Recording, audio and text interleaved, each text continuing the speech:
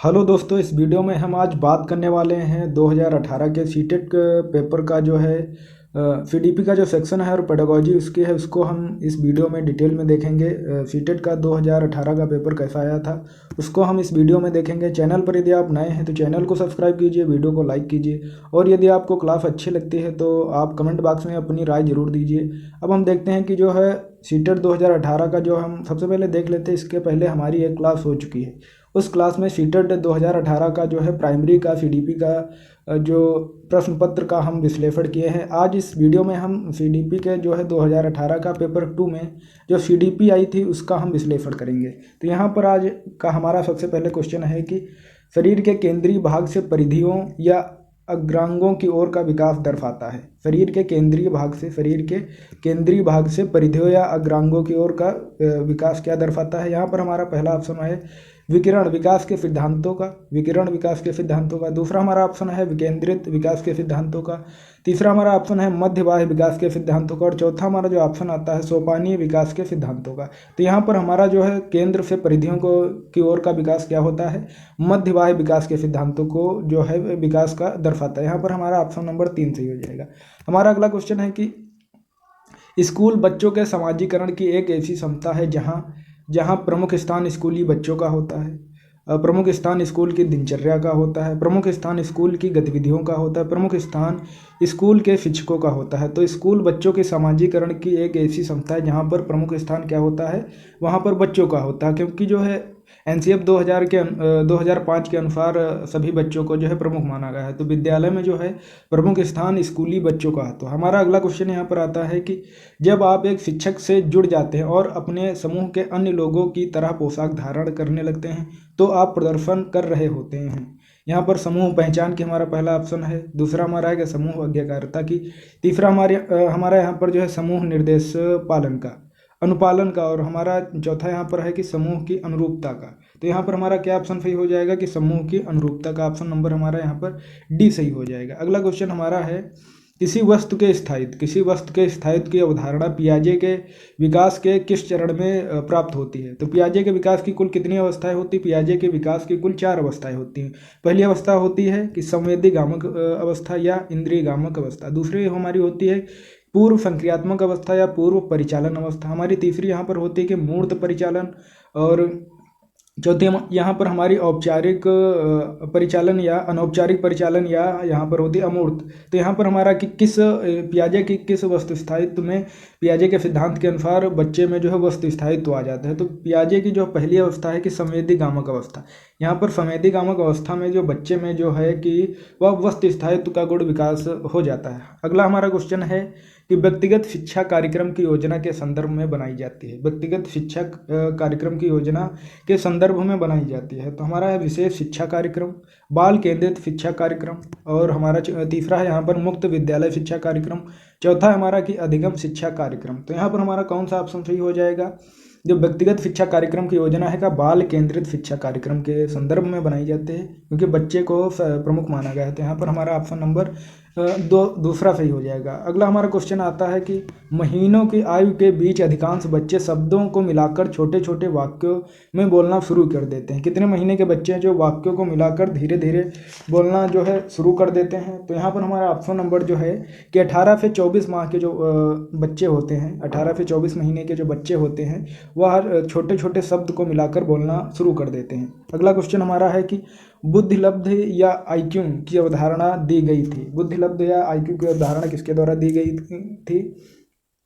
तो यह जो हमारा है कि स्टर्न के द्वारा दी गई थी। बुद्धिलब्ध और आईक्यू की धारणा किसके द्वारा दी गई थी? स्टर्न के द्वारा अवधारणा यह दी गई थी। यहाँ पर हमारा ऑप्शन नंबर 3 सही हो जाता है। अगला क्वेश्चन है कि सृजनात्मकता को की अवधारणा से संबंधित माना जाता है। सृजनात्मकता को अवस्था की धारणा से संबंधित माना जाता है। यहाँ पर हमारा जो है कि द्रव बौद्धिकता, रवादार बौद्धिकता और अभिसृत सोच या विविध सोच। तो यहाँ पर सृजनात्मकता में क्या होता है कि विविध सोच, क्रिएटिव थिंकिंग में होता है कि विविध सोच आप किस प्रकार से कर रहे हैं। हमारा अगला क्वेश्चन है किसी भाषा के स्वीकृत ध्वनि संयोजनों को इसके नियमों के अंतर्गत बताया गया है। भाषा के ध्वनि संयोजनों को किसके नियमों के अंतर्गत जो है बनाया जाता है? तो यहाँ पर हमारा ऑप्शन नंबर जो है ध्वनि संबंधी जो है भाषा के नियमों को ध्वनि संबंधी के नियमों के अंतर बताया जाता है। अगला क्वेश्चन हमारा है कि जब सोचने की प्रक्रिया किसी भाषा द्वारा प्रभावित होती है, जब सोचने की प्रक्रिया किसी भाषा द्वारा प्रभावित होती है तो ऐसी स्थिति को क्या कहा जाता है? तो ऐसी स्थिति को हम क्या कहते हैं?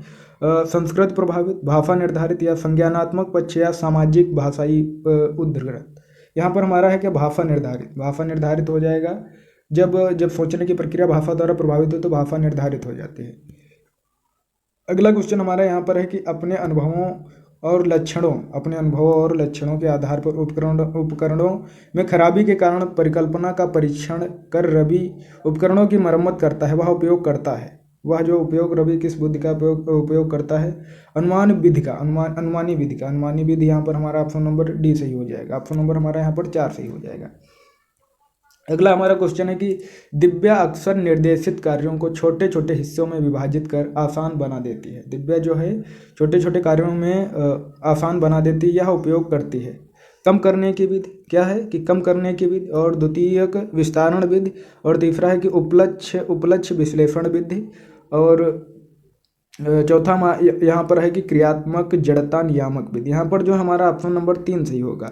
उपलक्ष्य विश्लेषण विधि द्वारा यहाँ पर करते हैं कि पुरुष और महिला की भूमिकाओं का निर्धारण समाज करता है। यह कथन बताता है लैंगिकता एक अंतर्निहित अवतरण है। लैंगिकता क्या है? एक अंतर्निहित अवतरण है। लैंगिकता एक अनुवांशिक प्रतिभा है। लैंगिकता एक अंतर्ज्ञानी अवतरण है, और लैंगिकता एक सामाजिक अवतरण है। तो लैंगिकता क्या है? लैंगिकता एक सामाजिक अवतरण है। लैंगिकता क्या है? सामाजिक अवतरण है। अगला क्वेश्चन हमारा है कि ग्रेडिंग, कोडिंग, अंकन और क्रेडिट संचय प्रणालियों के कुछ उदाहरण हैं।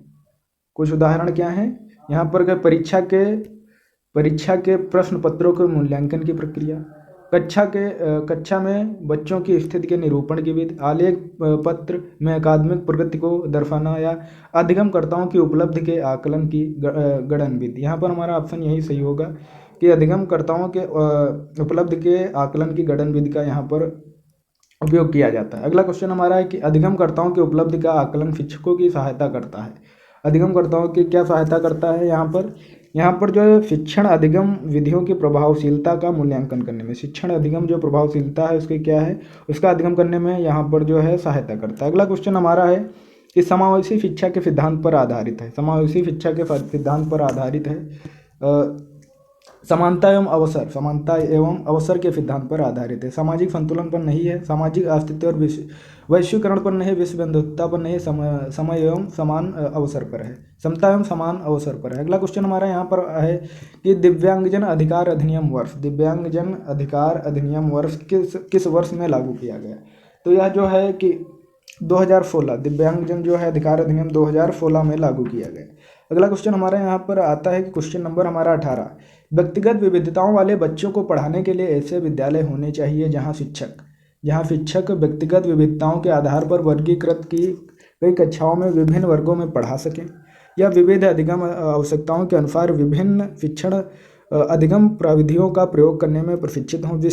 विशिष्ट व्यक्तिगत विविधताओं वाले बच्चों को पढ़ाने के लिए प्रशिक्षित हों। बच्चों को समरूप अधिगमकर्ता बनाने में प्रशिक्षित हों। तो यहाँ पर हमारा कौन सा ऑप्शन नंबर सही हो जाएगा? यहाँ पर हमारा जो ऑप्शन नंबर जो है 2 सही हो सकता है कि विविध अधिगम आवश्यकताओं के अनुसार विभिन्न शिक्षण अधिगम प्रविधियों का प्रयोग करने में प्रशिक्षित होना चाहिए। अगला क्वेश्चन हमारा है कि निःशुल्क एवं अनिवार्य बाल शिक्षा अधिकार अधिनियम 2009 दिव्यांग बच्चों के निःशुल्क शिक्षा के अधिकारों को सुनिश्चित करता है।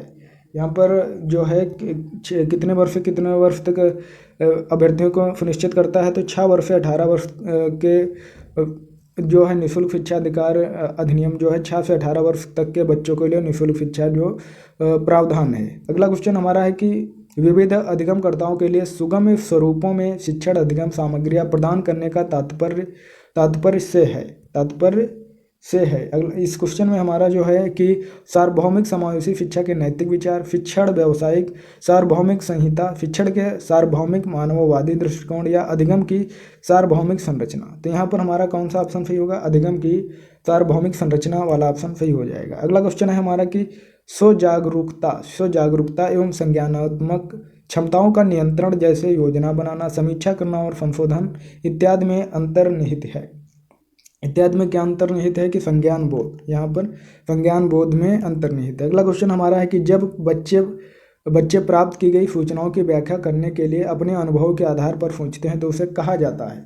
जब बच्चे जो है अपने अनुभवों पर सीखते हैं तो उसे क्या कहा जाता है कि मूर्त सोच बच्चे जो है अपने अनुभवों के आधार पर सोचते हैं तो उसे हम मूर्त सोच कहते हैं। अगला क्वेश्चन हमारे यहाँ पर आ जाता है कि अधिगमकर्ताओं को व्यक्तिगत क्षमता के आधार पर उनकी कठिनाइयों के विभिन्न स्तरों को ध्यान में रखते हुए पढ़ाने की विधि को कहा जाता है। विभिन्न जो उनके स्तर हैं उनको ध्यान में रखकर पढ़ाने के लिए क्या कहा जाता है कि उस विधि को क्या कहा जाता है कि विभेदी अनुदेशन। अगला क्वेश्चन हमारे यहाँ पर आता है कि प्रतिपालन अधिगम का एक विशिष्ट चरण है जो अधिगम के चरण का पूर्ववर्ती है। प्रतिपालन क्या है? अधिगम का एक विशिष्ट चरण है।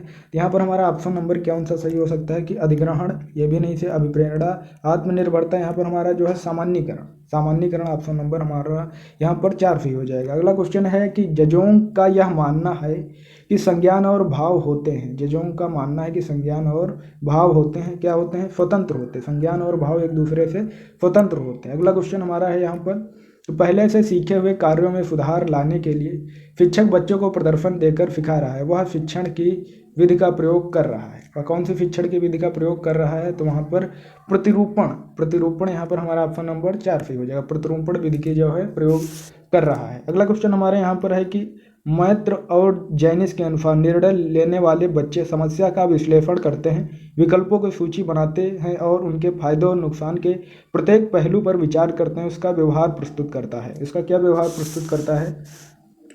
यहाँ पर सतर्क है, वहाँ पर सतर्क का व्यवहार जो है प्रस्तुत करता है। अगला क्वेश्चन हमारा यहाँ पर है कि एक समस्या सुधारक बच्चा विचार के आधार पर कथनों की सच्चाई या संभावना का मूल्यांकन करता है। क्या सृजनात्मकता या सौंदर्य बोध या अमूर्त या जो है कि तार्किक? तो यहाँ पर जो हमारा तार्किक जो है सच्चाई या संभावना का मूल्यांकन करता है, यहाँ पर तार्किक सही हो जाएगा।